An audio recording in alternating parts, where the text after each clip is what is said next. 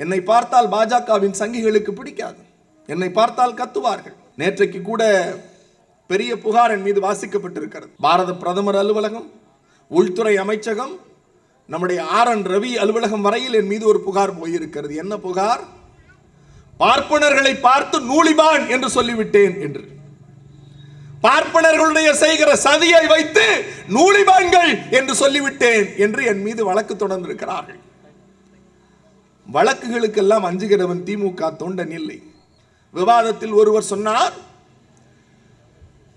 நிர்மலா சீதாராமனுக்கு என்ன தகுதி இருக்கிறது என்று நான் கேட்டேன்.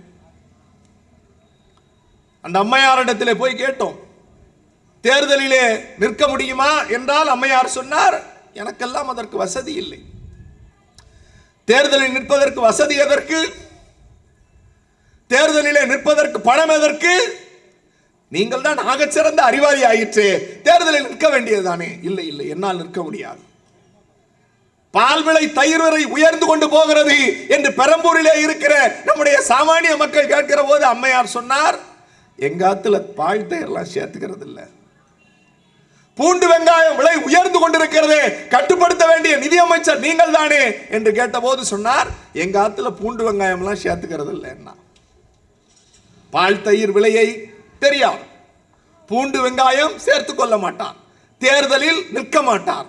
ஆனால் மக்களை சந்திக்காமல் தொடர்ந்து 15 ஆண்டு காலம் ஒருவர் மத்திய அமைச்சராக இருக்கிறார் என்றால் அவர் எந்த தகுதியில் இருக்கிறார்?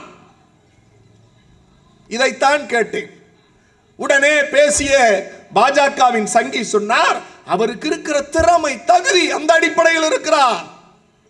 நான் கேட்டேன், இந்தியாவில் மொத்தம் 18 கோடி இஸ்லாமியர்கள் இருக்கிறார்கள். 18 கோடி இஸ்லாமியர்கள். அந்த 18 கோடி இஸ்லாமியர்களில் ஒருவன் கூடவா அறிவில்லாமல் இருக்கிறான்? ஒரு நாடாளுமன்ற முஸ்லிம் உறுப்பினர் இல்லாத பாராளுமன்றம் பாஜகவிலே என்று கேட்டது தவறா? தவறா? தவறா சரியா? சரி. அந்த அம்மா இன்றைக்கு காலையில் ஒரு பேட்டி கொடுத்திருக்கிறார். திராவிட முன்னேற்ற கழகத்தை கொச்சைப்படுத்துவதன் நோக்கில், திராவிட முன்னேற்ற கழகம் அதுவல்ல, கள்ளச்சாராய முன்னேற்ற கழகம் என்று எங்கள் இயக்கத்தை பற்றி பேசியிருக்கிறார். நான் சும்மாவே சூடுக்கை, என் கட்சியை பற்றியோ என் தலைவனை பற்றியோ பேசினால் நான் தரைமட்டத்திற்கு இறங்கி அடிப்பவன். நான் அடிப்பதனாலேயே தலைவரும் என்னை கூப்பிட்டு அடிப்பார். நீ ஏன் இப்படி பேசுற, நீ சொன்னா கேட்க மாட்டியா? அந்த அம்மையார் சொல்லி இருக்கிறார் கள்ளச்சாராய முன்னேற்ற கழகம் என்று. நான் ஒரு செய்தி கேட்கிறேன். ஒரு தவறு நடந்து விட்டது. கள்ளக்குறிச்சி கருணாபுரத்தில் ஒரு தவறு நடந்து விட்டது. முதலமைச்சர் பத்திரிகையாளர்களை சந்திக்கிறார். சட்டமன்றத்தில் எழுந்து நின்று சொல்லுகிறார், நான் எங்கேயும் ஓடிவிடவில்லை. மக்களுக்கு ஒரு பிரச்சனை என்றால் நான் மக்களோடு பயணிப்பவன், நான் மக்களோடு பயணிக்கிறேன்.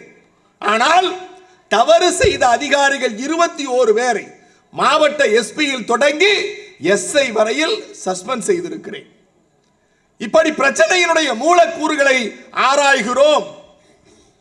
இறந்தவர்களுக்கு நிதி உதவி, குடித்து விட்டு செத்தால் அவனுக்கு எதற்கு நிதி உதவி என்று சிலர் கேட்கிறார்கள். இதை எங்கள் அண்ணன் சீமானெல்லாம் புரிந்து கொள்ள மாட்டார். நான் இன்றைக்கு நம்முடைய ஊடக நண்பர்கள் வந்திருக்கிறார்கள்.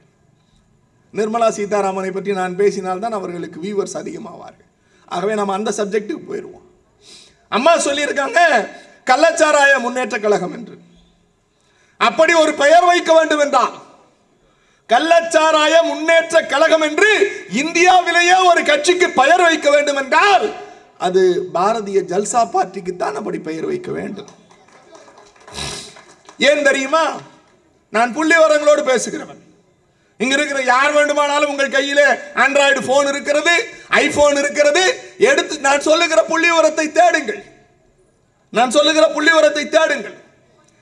கள்ளச்சாராயம் மரணம் நடந்து விட்டது என்பதற்காக எங்கள் இயக்கத்தை கொச்சைப்படுத்த நீங்கள் எத்தனித்தால் நாங்கள் உண்மையை பொதுவெளியில் பேச வேண்டும். எப்படி பேச வேண்டும்? 50 ஆண்டு கால இந்திய வரலாற்றில் 50 ஆண்டு கால இந்திய வரலாற்றில் தொடர்ந்து continuously. illicit liquor death rate எங்கடான்னா எங்க தெரியுமா? 50 ஆண்டு காலமாக தொடர்ந்து கள்ளச்சாராய மரணத்தில் இந்தியாவிலேயே ஒரு மாநிலம் முன்னணியில் இருக்கிறது என்றால் அது குஜராத் மாநிலம் தான். அந்த 50 ஆண்டு காலங்களில் தொடர்ச்சியாக 25 ஆண்டு காலம் ஆண்டு கொண்டிருப்பது பாஜக. நிர்மலா சீதாராமன் சாப்பிடுகிற சாப்பாட்டில் கொஞ்சமாவது உப்பு, சூடு, சுரணை இருந்தால் நீங்கள் என்ன சொல்லி இருக்க வேண்டும்? ஓ நரேந்திர மோடி, 15 ஆண்டு காலம் நீ முதலமைச்சர், உன்னுடைய ஆட்சியிலே கள்ளச்சாராயம் ஆராய் ஓடியது. இன்னொரு செய்தி என்ன தெரியுமா? மோடி ஆண்டு கொண்டிருந்த போது மகாத்மா காந்தி மதுவிலக்கு பேசினார். குடிகாரனை கொலைபாதகன் என்று சொன்னார். அவர் பிறந்த ஊர் போர்பந்தர். அந்த போர்பந்தரிலே பக்கத்தில் இருக்கிற சட்டமன்ற தொகுதியிலே தான் மோடி நின்று வெற்றி பெற்றார். அந்த காந்தி பிறந்த போர்பந்தரில் குழாய்க்கு அடியிலே குழாய் பதித்து வீட்டுக்கு வீடு கள்ளச்சாராயத்தை பைப்பிலே சப்ளை செய்த அவலம் இன்றைக்கு பிரதம மந்திரியாக இருக்கிற பாஜகவை சார்ந்த மோடி முதலமைச்சராக இருந்தார். இன்றைக்கு பாஜக ஆட்சி குஜராத்தில் இருக்கிறது. அந்த குஜராத் பாஜக ஆட்சியில் சமீபத்திய மரணம் 92 பேர். ஒரு மாசம் கூட ஆகல, 92 பேர். நாம இப்ப கேட்கிற கேள்வி சரியா? கள்ளச்சாராய ஜனதா கட்சி பாஜக, அதன் தலைவர் மோடி. நிர்மலா சீதாராமனுக்கு குறைந்தபட்ச சூடு சுரணை இருந்தால் கள்ளச்சாராய சாவில் 50 ஆண்டு காலம் முதலிடத்தில் இருக்கிற குஜராத், அதை ஆளுவது பாஜக. அந்த கட்சியின் சார்பில் நான் அமைச்சர் பொறுப்பை வகிக்க மாட்டேன் என்று பதவியை ராஜினாமா செய்துவிட்டு ரோட்டுக்கு வந்து எங்களை நோக்கி நீ கை நீட்டு. அரைவேக்காட்டு தற்குறிகளுக்கெல்லாம் நாங்கள் பதில் சொல்லி, மூளை இருக்க வேண்டிய இடத்தில் மாட்டுச்சாணியை வைத்துக் கொண்டு, பொய்யை மட்டுமே 3 வேளையும் உணவாய் உட்கொண்டு, டம்ளராக அவிழ்த்து விடக்கூடிய, அடித்து விடக்கூடிய ஒரு அயோக்கிய பேர்வழி அரைவேக்காட்டு ஆட்டுக்குட்டிகளுக்கெல்லாம் நாங்கள் பதில் சொல்ல வேண்டிய நிலையில் இருக்கிறோம். ஆட்டுக்குட்டி இன்றைக்கு கவர்னர் மாளிகைக்கு போயிருக்கிறார்.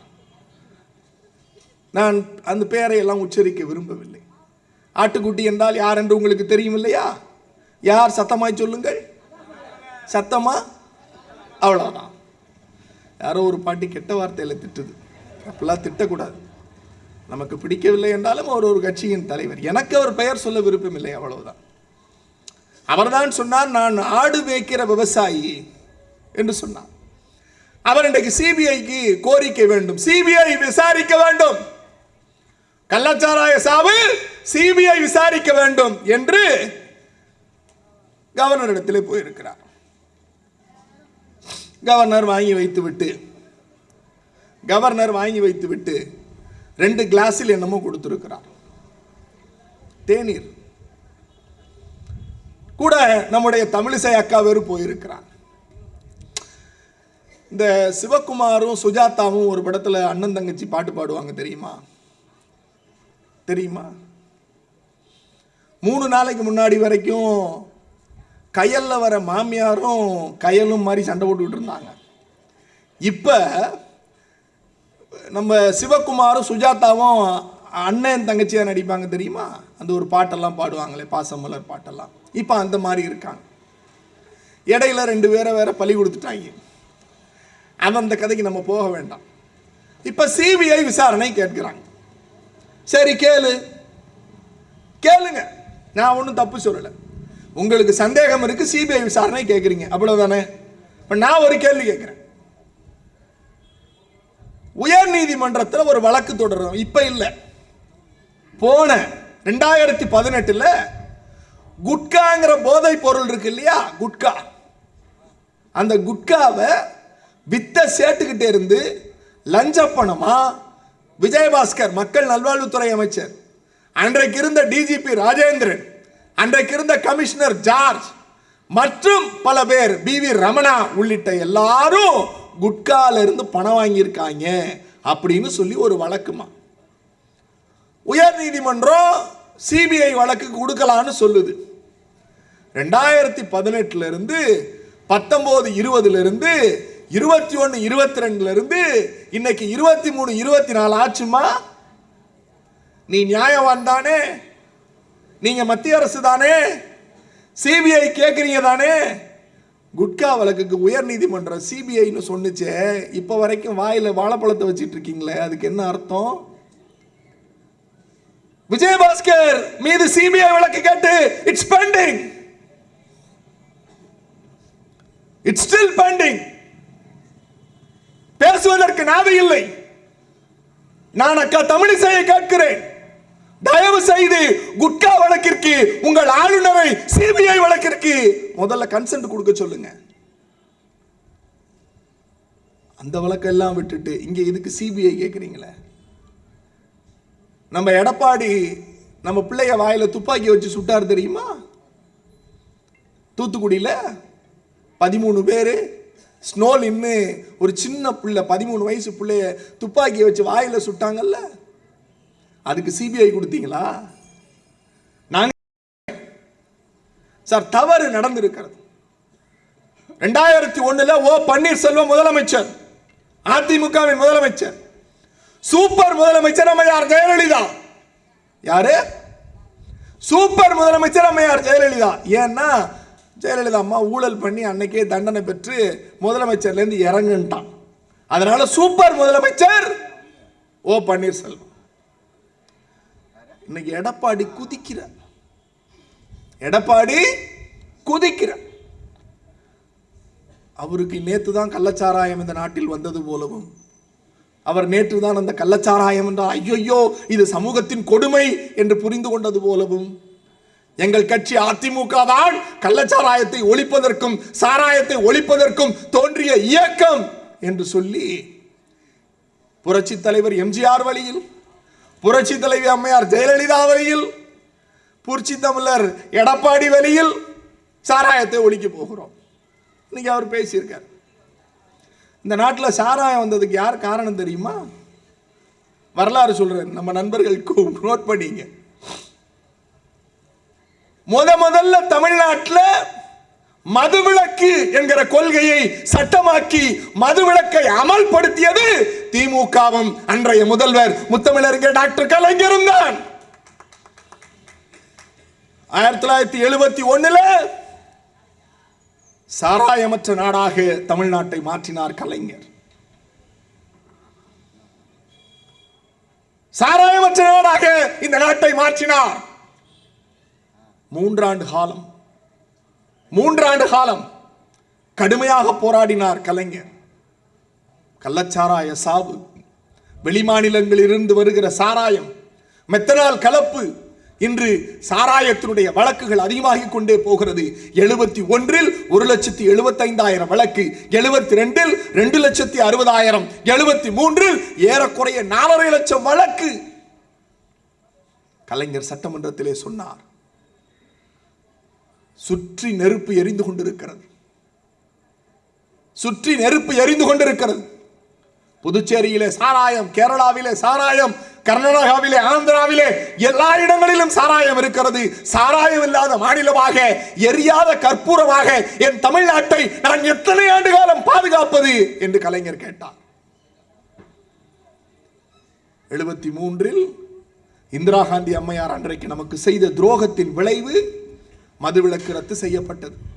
ஆனால் ரத்து செய்யப்பட்ட மதுவிலக்கு மட்டுமல்ல, அன்றைக்கு மதுவிலக்கு குறித்து, மதுவின் தீமை குறித்து தமிழ்நாடு முழுக்க விழிப்புணர்வு பிரச்சாரம் மேற்கொள்ள சொல்லி முதலமைச்சரான கலைஞர் உத்தரவிட்டார். அந்த உத்தரவு விழிப்புணர்வு குழுவின் தலைவராக எம்ஜிஆர் அவர்களையே நியமித்தார் முத்தமிழறிஞர் டாக்டர் கலைஞர்.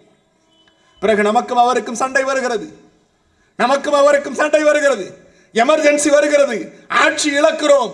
அதற்கு பிறகு எம்ஜிஆர் ஆட்சிக்கு வருகிறார். 83 என்ன தெரியுமா சொன்னார்? என்ன தெரியுமா சொன்னார்? நான் உயிரே போனாலும் என் தாய் சத்யாவின் மீது சத்தியம் செய்கிறேன், தமிழ்நாட்டில் மதுவை கொண்டு வர மாட்டேன் என்று சொல்லி ஆட்சிக்கு வந்து முதலமைச்சரானார். மதுவிலக்கு இருந்த தமிழ்நாட்டில் மீண்டும் மதுவை கொண்டு வந்த பெருமை அதிமுகவின் இன்றைய எடப்பாடிக்கு தெரியாத வரலாறு. நாங்கள் சொல்லுகிறோம், தமிழ்நாட்டில் மதுவிலக்கை ரத்து செய்து மதுவை அமல்படுத்தியது எம்ஜி ராமச்சந்திரன் என்கிற எம்ஜிஆர். இன்றைக்கு இருக்கிற கல்வி தந்தைகள் இருக்கிறார்களே யார்? அவர்கள் எல்லோரும் ஒரு காலத்தில் சாராய வியாபாரிகள். அந்த சாராய வியாபாரிகள் யாரோடு இருந்தார்கள்? எம்ஜிஆரோடு இருந்தார்கள். எம்ஜிஆரின் அணுக்க தொண்டர்கள், எம்ஜிஆரின் உற்ற நண்பர்கள், எம்ஜிஆரின் அமைச்சரவையில் சட்டமன்ற உறுப்பினர்களாக இருந்தவர்கள், மந்திரிகளாக இருந்தவர்கள் இன்றைக்கு கல்வி தந்தைகளாக மாறிவிட்டார்கள். இப்படி சாராயத்தை மக்கள் வயப்படுத்தியது அதிமுகவின் அன்றைய தலைவர் எம்ஜிஆர். சரி, தனியாருக்கு போய்கிட்டே இருக்கே, கட்டிங் சரியா வரமாட்டேங்குதே அப்படின்னு சொல்லி அரசாங்கமே சாராயம் விற்கும் என்று சொல்லி டாஸ்மார்க் நிறுவனத்தை நிறுவியது புரட்சி தலைவி அம்மையார் ஜெயலலிதா. டாஸ்மார்க் மட்டுமல்ல, அரசாங்கம் அந்த பாருக்கு பக்கத்தில் பாரை உருவாக்க வேண்டும் என்று சொல்லி சட்டம் போட்டது அம்மையார் ஜெயலலிதா. எடப்பாடிக்கு இதுவெல்லாம் தெரியுமா? எடப்பாடி பழனிசாமிக்கு இவையெல்லாம் தெரியுமா?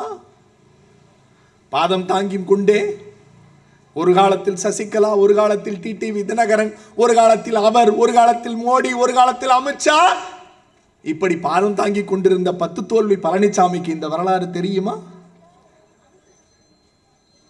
சாராயத்தை முற்றிலும் ஒழிப்பேன் என்றால் 10 ஆண்டு காலம் நீங்கள் முதலமைச்சராக நீங்கள் ஆட்சியில் இருந்தீர்களே. சசி பெருமாள் என்கிற ஒருவன் முதலமைச்சர் கூப்பிடுறாருல, உள்ள போலாம்ல, உள்ள போலாம்ல. உள்ள போனா இப்ப நான் சொன்ன வரலாறெல்லாம் சொல்லி பழனிசாமியை துரத்தி விட்டுருவாங்கிற பயத்துல உள்ளேயே போறதில்லை. வெளியிலேயே நின்று கண்டிக்கிறோம். எதையா கண்டிக்கிற? எதை கண்டிக்கிற? உள்ள வா, உள்ள பேசுவோம். உள்ள வர மாட்டேன். ஏன்? எங்களுக்கு அங்க வந்தா பேச தெரியாது. எங்களுக்கு அங்க வந்தா பேச தெரியாது. இந்த நிலையில் அரசியலை யோசித்து பாருங்க. பாஜக ஒரு பக்கம் இப்படி பேசுகிறது, அதிமுக ஒரு பக்கம் இப்படி பேசுகிறது. கள்ளக்குறிச்சி கருணாபுரத்தினுடைய அந்த மரணம், அந்த சாவு, சாராயம், மெத்தனால் எங்கிருந்து வருகிறது, யார் விற்றது என்பதை உங்களிடத்திலே சொல்லி இருக்கிறோம். ஆக இந்த இடத்தில் சிந்திக்க வேண்டியது மக்கள் தான். எங்களுக்கு வருத்தமே அப்படித்தான். நேர்மையான அரசியல், கொள்கையான அரசியல், சித்தாந்தத்தோடு போராடுகிற அரசியல் செய்வதற்கு இங்கே எதிரிகள் இல்லை. எதிரிகள் இல்லை. மக்களை கொன்று குவித்தேனும். அதில் அந்த பாஜக தலைவர் ஆட்டுக்குட்டி இருக்காப்புல இல்ல, அவர் சொன்னார், நீட் தேர்வு எத்தனை உயிரே போனாலும் நீட்டை நாங்கள் ரத்து செய்ய மாட்டோம்னு சொன்னார். நிறைய பெண் மக்கள் இருக்கீங்க, ஒரு செய்தி சொல்றேம்மா. அனிதா தாழ்த்தப்பட்ட இனத்திலே பிறந்த பிள்ளை. முதல்ல இன்னொரு செய்தி, இதில் அடிச்செய்தி என்னன்னா, இந்தியாவிலேயே அனைத்து படிப்புகளுக்கும் நுழைவுத் தேர்வை ரத்து செய்த ஒரே நாடு தமிழ்நாடு. அந்த முதலமைச்சர் நம்முடைய முத்தமிழறிஞர் டாக்டர் கலைஞர் அவர்கள் தான். மக்கள் அவ்வளவு எளிதாக இந்த கருப்பு சிவப்பையும் உதயசூரியனையும் முத்தமிழறிஞர் டாக்டர் கலைஞரையும் மறக்கக்கூடிய நிலையில் இந்த பெரம்பூர் பகுதி மக்கள் இல்லை. ஏன் அழுத்தம் திருத்தமாக சொல்லுகிறேன் தெரியுமா? ஏன் இதை சொல்லுகிறேன் தெரியுமா? சண்டாளர்களே, சண்டாளர்களே, சூத்திரர்களே, வேசையின் மக்களே, இன்னும் புரிவது போல சொன்னால் தேவடியாளர்களுக்கு பிறந்த மக்களே என்று நம்மை பார்த்து கை நீட்டி பேசினார்கள். நான் சொல்லுகிறேன், ஒடுக்கப்பட்ட தாழ்த்தப்பட்ட மக்களினுடைய தலையெழுத்து அப்படித்தான் இருந்தது. இந்த பெரம்பூர் பகுதி இன்னும் பின்தங்கிய பகுதியாக, the history sheet rowdies என்று சொல்லக்கூடிய பட்டியல் குற்றவாளிகள் நிறைந்த பகுதி என்று நம்மை நோக்கி கை நீட்டினார்கள். ஆனால் டாக்டர் கலைஞர் என்கிற ஒரு மாபெரும் தலைவர் வந்தார்.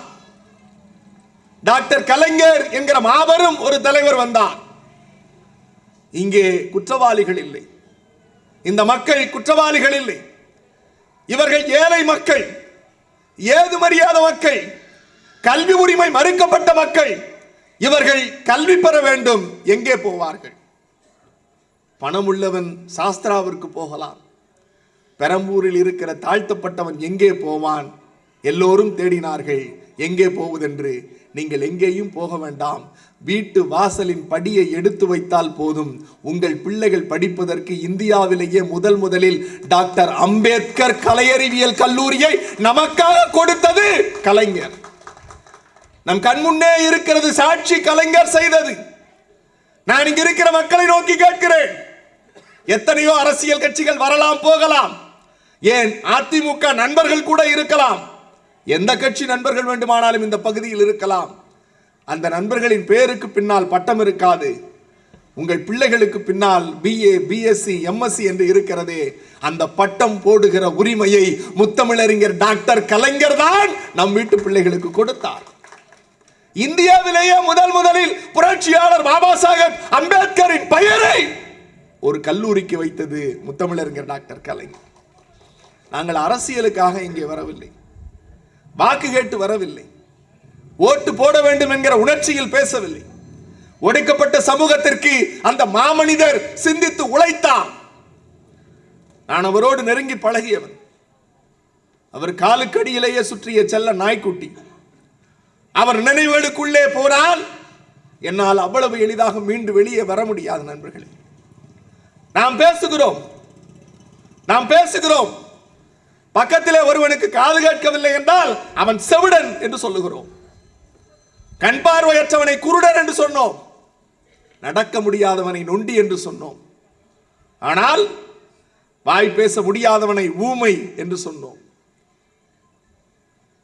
ஒரு மனிதன் அவன் இயல்பாக இது எல்லாம் நடப்பதில்லை.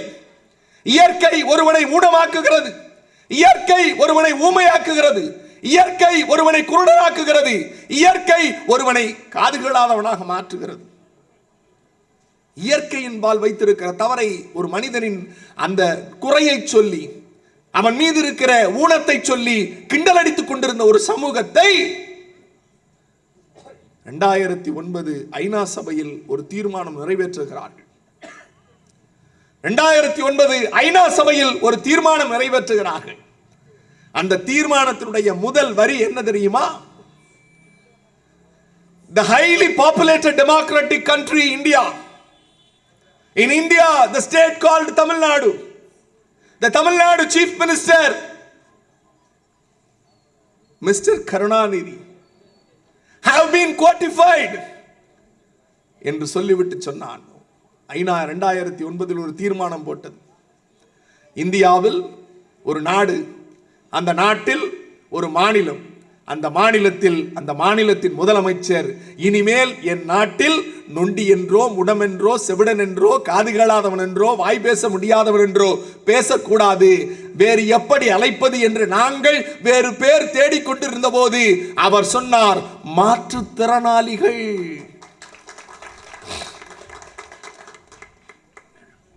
ஒரு கை இல்லாதவன் இன்னொரு கையில் அற்புதமாக ஓவியத்தை வரைகிறான். 2 கை இல்லாதவனால் கூட ஓவியத்தை வரைய முடியவில்லை. ஆனால் ஒரு கை உள்ளவன் ஓவியம் வரைகிறான். இதற்கு பெயர் என்ன?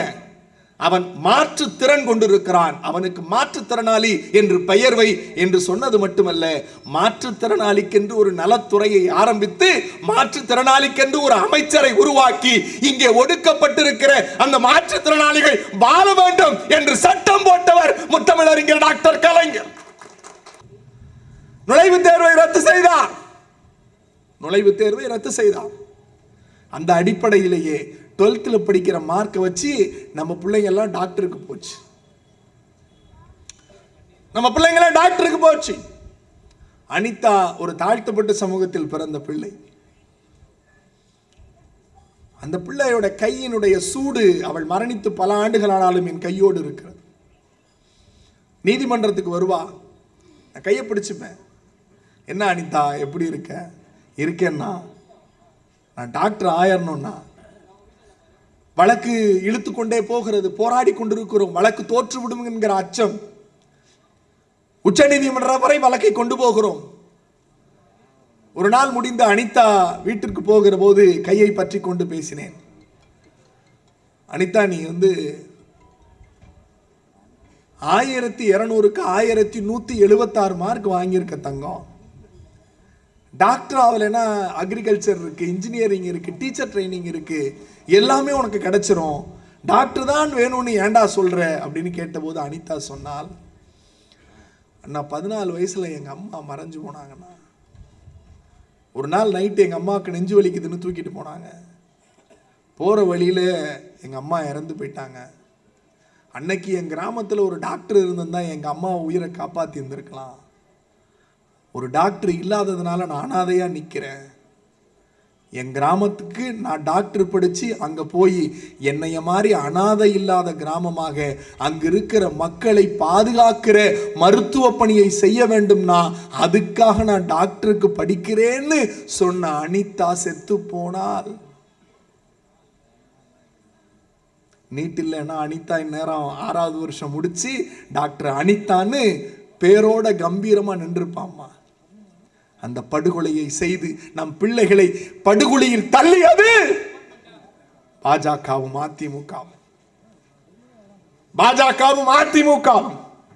இந்த அயோக்கியத்தனத்தை நாம் நம்முடைய பிள்ளைகள் படிப்பை, நம்முடைய பிள்ளைகளினுடைய உணர்ச்சிகளை படுபாதகத்தில் தள்ளிவிட்டு எத்தனை பேர் செத்தாலும் பரவாயில்லை, நாங்கள் இப்படித்தான் என்று சொல்லுகிற நிலை இருக்கிறது.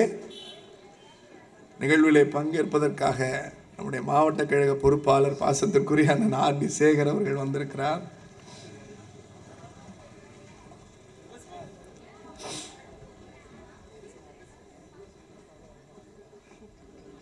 கடுமையான பணிச்சூழல், என்றைக்கும் இல்லாத சட்டமன்றம், ஏறக்குறைய 8 மணி வரை சட்டமன்றத்திலே மக்கள் பணியாற்றிவிட்டு இந்த நிகழ்வில் கலந்து கொள்வதற்காக ஏற்கனவே 2 நிகழ்ச்சிகளையும் தொடங்கி வைத்துவிட்டு தனக்கு வாக்களித்த மக்களை சந்தித்தே ஆக வேண்டும் என்கிற காரணத்திற்காக இந்த இடத்திற்கு வந்திருக்கிற உங்கள் சட்டமன்ற உறுப்பினரும் நம் மாவட்ட கழக பொறுப்பாளருமான அண்ணன் ஆர்.டி. சேகர் அவர்களை உங்கள் கைதட்டலோடு வரவேறுங்கள். நான் இத்தனை பட்டியலிட்டேன், இவ்வளவு செய்திகளை வரிசைப்படுத்தினேன். நான் நிரம்ப பேச வேண்டும் என்று எத்தனிக்கலாம். ஆனால் அந்தந்த அரசியல் நிகழ்வுகளை வரலாற்று பின்பக்கங்களோடு மக்களுக்கு சொல்லவில்லை என்றால் அது உண்மையை பொய்யை உண்மையாக்குகிற அயோக்கியத்தனத்தை இந்த எதிர்க்கட்சிகள் செய்து கொண்டிருக்கிறது.